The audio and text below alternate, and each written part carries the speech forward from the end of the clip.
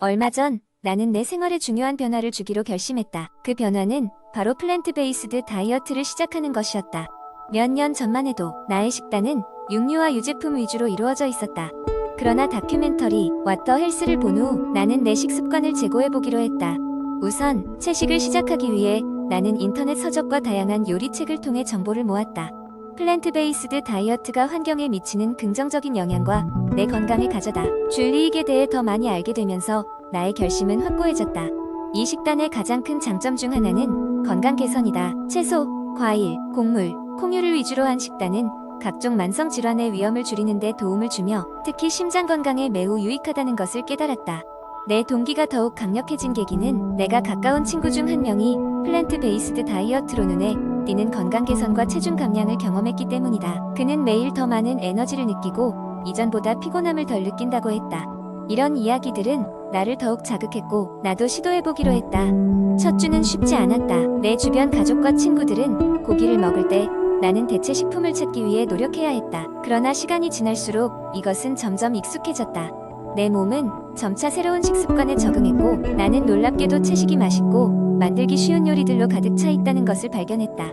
렌틸콩 스튜, 퀴노아 샐러드, 다양한 스무디볼은 이제 나의 일상이 되었다. 플랜트 베이스드 다이어트를 경험하면서 건강한 라이프 스타일의 중요성을 깨달았고 나와 내 환경에 긍정적인 영향을 주기 시작했다. 체중이 줄어든 것은 물론이고 피부도 맑아지고 집중력도 향상되었다. 이외에도 동물성 제품을 줄임으로써 환경보호에 동참하고 있는 것 같아 마음이 뿌듯했다. 결국 나는 선택한 변화가 나 자신과 세상을 더 나은 방향으로 이끌 수 있음을 깨달았다. 아직도 많은 사람들이 고기 중심 식단에서 벗어나지 못하지만 내가 시작한 작은 변화들이나마 다른 사람에게 영감을 줄 수 있기를 바랄 뿐이다. 플랜트 베이스드 다이어트는 단순한 식사 방향의 변화를 넘어서 우리의 삶을 건강하고 지속 가능하게 만들어줄 수 있다는 것을 더욱 많은 사람들이 깨달았으면 한다. 두 번째 이야기, 어느 주말 나는 도저히 참을 수 없는 스트레스에 직면하고 있었다. 회사에서 시작된 프로젝트는 연장에 연장을 거듭하며 나를 압박하고 있었고 개인적인 일들까지 겹쳐 마음은 지쳐가고 있었다. 이러다간 정말 큰일이 나겠다는 생각이 들어 스트레스를 해소하기 위한 해결책들을 찾기로 결심했다. 첫 번째로 시도한 방법은 운동이었다. 어렸을 때부터 배워온 수영을 다시 시작해보기로 했다. 도심 속의 수영장은 생각보다 조용했고 차가운 물속에 몸을 담그고 나니 긴장이 조금씩 풀리기 시작했다. 물속에서 자유롭게 몸을 움직이다 보니 머릿속의 걱정들이 사라지는 듯했다. 매일 저녁 조금씩이라도 수영을 하고 나니 그날의 피로가 가시는 것을 느낄 수 있었다. 운동은 육체적인 피로를 덜어주면서도 정신적인 스트레스 해소에 큰 도움이 되었다. 두 번째 방법은 명상과 호흡법이었다. 유튜브에서 명상 전문가가 진행하는 가이드를 들으며 조용한 방에 앉아 깊은 호흡을 시작했다. 처음에는 머릿속이 복잡하고 잡생각이 많았지만 점차 순간에 집중할 수 있게 되었다. 명상은 나를 현재로 돌아오게 했고 정신에 명확함과 평화를 찾도록 도와주었다. 이러한 내적 여정은 마음의 근육을 강화시키는 것과 비슷했다. 매일 10분이라도 명상에 투자하면서 조금씩 마음의 건강을 되찾을 수 있었다. 세 번째로는 새로운 취미를 시작했다. 예전부터 배우고 싶었던 기타를 손에 들게 되었다. 악기 연주는 처음부터 쉽지 않았지만 시간이 지남에 따라 어느 순간 내가 원하는 음이 제대로 출력되기 시작했다. 기타 코드를 배우고 노래를 연주하며 몰입할 수 있었던 시간은 스트레스가 아닌 즐거움으로 가득 찼다. 이것은 단순한 취미 그 이상이었다. 음악은 내게 새로운 활력을 불어넣었고 연주하는 동안 나는 지금의 문제들에서 벗어날 수 있었다. 네 번째 방법은 자연과의 접촉이었다. 도심 생활 속에서 있고 지냈던 자연의 소리에 집중해 보는 것도 나쁘지 않겠다는 생각에 주말이면 가까운 산을 찾았다. 산책로를 걸으며 새소리와 바람이 불어오는 소리에 귀 기울였다. 자연은 그 자체로 힐링이었다. 바쁜 도시 생활에서 벗어나 자연과의 교감을 통해 마음을 여유롭게 하는 비결을 배웠다. 산을 오르거나 작은 공원에서의 산책은 내 일상에 신선한 공기를 불어넣어 주었다. 마지막으로 친구들과의 소통을 늘렸다. 멀리 떨어진 친구에게 안부 메시지를 보내는 것부터 시작했다. 우리는 점점 자주 연락하게 되었고 가끔 주말이면 함께 시간을 보내며 이야기를 나누게 되었다. 서로의 삶에 대한 고민과 행복을 나누면서 나는 혼자가 아님을 깨달았다. 친구들과 함께하는 시간은 그 자체로 스트레스의 소재가 되었다.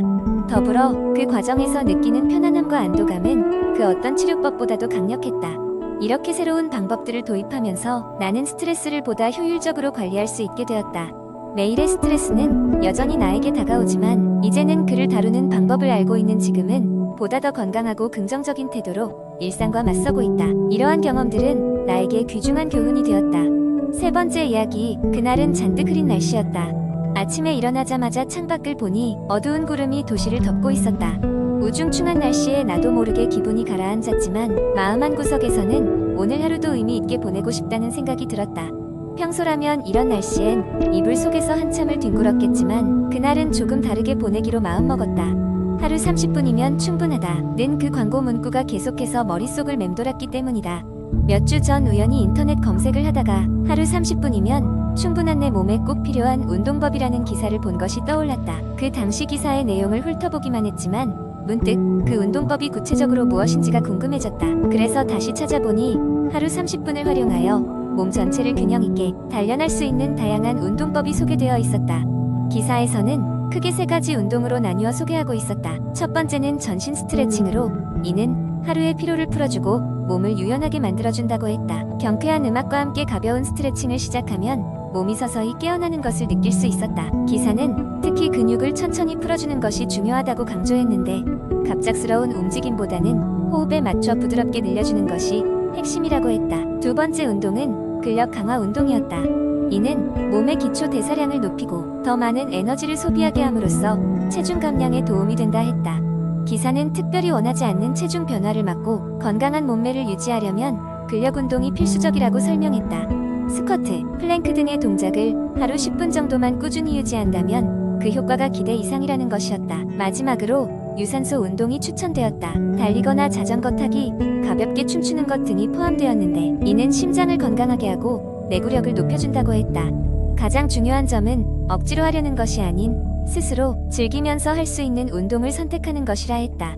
나의 경우는 음악을 크게 틀어놓고 방 안에서 자유롭게 춤을 추거나 주변 공원을 한 바퀴 산책하며 가볍게 뛰는 것을 선택했다. 기분을 좋게 만들어줄 뿐만 아니라 마음까지 맑아지는 느낌이 들었다. 기사의 내용에 따라 처음에는 매일 꾸준히 하기는 힘들었다. 그러나 30분이라는 짧은 시간이었기에 큰 부담 없이 시작할 수 있었고 며칠이 지나자 어느새 몸과 마음이 정돈되며 균형을 찾고 있었다. 특히 하루를 시작하는데 활기를 불어넣어주는 운동의 힘을 새삼 느끼게 되었다. 그렇게 우울하게 시작된 날씨는 어느새 맑아졌고 이른 저녁이면 길가로 산책을 나가서 깨끗해진 하늘을 만끽할 수 있었다. 매일 30분 나 자신을 위한 시간을 투자하자 기분 좋은 변화를 느낄 수 있었다. 그간 바쁘다는 핑계로 나 자신을 돌보지 못했던 것을 떠올리며 이제부터라도 스스로에게 투자하는 것이 얼마나 값진 일인지 느껴졌다. 이 작은 변화가 내 생활에 미친 긍정적인 영향력은 생각보다 컸다. 내 몸에 꼭 필요한 운동법, 더 이상 남의 이야기가 아니었다. 네 번째 이야기, 바쁜 도시 생활 속에서 스트레스로 인해 우울해진 나는 마치 퇴근 후의 전쟁 같은 출퇴근길과 끝없는 회의, 쏟아지는 업무로 인해 점점 지쳐갔다. 어느 날 늦은 밤까지 이어진 업무를 마치고 지친 마음을 달래기 위해 나는 무엇인가 새로운 것을 찾아보기로 결심했다. 인터넷을 뒤적이다가 한 가지 흥미로운 아이디어를 발견하게 되었다. 그것은 바로 요가였다. 그렇게 시작된 나의 요가 여정은 처음에는 그저 호기심으로 시작되었다. 내가 처음 찾아간 요가 스튜디오는 도심 속의 작은 오아시스 같은 곳이었다. 푸른 식물이 울창하고 차분한 음악이 흐르는 그곳에서 스트레스를 잊고 잠시 나만의 시간을 즐길 수 있을 것만 같았다. 첫 수업을 듣는 날 전통적인 태양 경배 자세로 문을 열었다. 정신없이 바쁘던 일상에서 벗어나 내 몸에 집중하는 시간은 정말 오랜만이었다.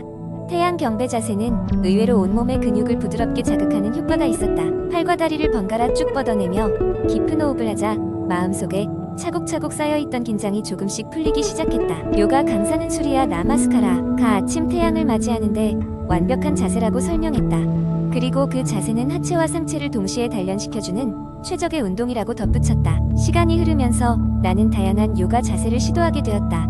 차일드 포즈, 차일드 S 포즈는 나에게 특히 큰 위안을 주었다. 이 자세를 할 때마다 마치 아이로 돌아간 것 같은 순수한 느낌을 받을 수 있었다.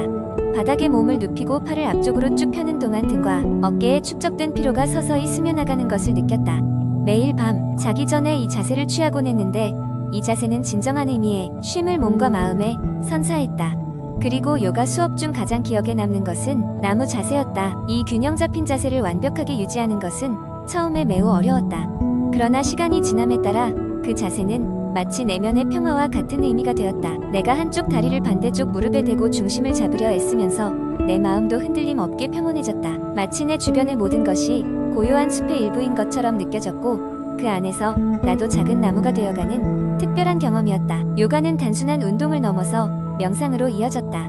셔바사나라 불리는 사체 자세에 누워있으면 모든 긴장을 내려놓고 순간순간을 음미하는 능력을 키울 수 있었다. 처음에는 가만히 누워있는 것이 어려웠으나 이제는 셔바사나 시간을 하루 중 가장 기대하게 되었다. 주변의 소음을 잊고 마치 존재하지 않는 듯한 고요함 속에서 나는 나 자신을 재충전할 수 있었다. 이러며 매일의 스트레스를 하나하나 녹여가던 나는 요가를 통해 진정으로 스트레스를 해소하고 나 자신을 돌보는 법을 배웠다. 그리고 그 과정 속에서 몸이 날카롭지 않게 부드러워지고 마음이 한결 가벼워짐을 느낄 수 있었다. 이제 요가는 단지 스트레스를 해소하기 위한 방법을 넘어 내 삶의 일부가 되었고 나는 이 경험을 통해 얻은 깨달음을 남들과 나눌 수 있게 되었다. 삶이 주는 작은 행복과 평온을 만끽할 수 있다는 것 자체가 또 다른 선물임을 말이다.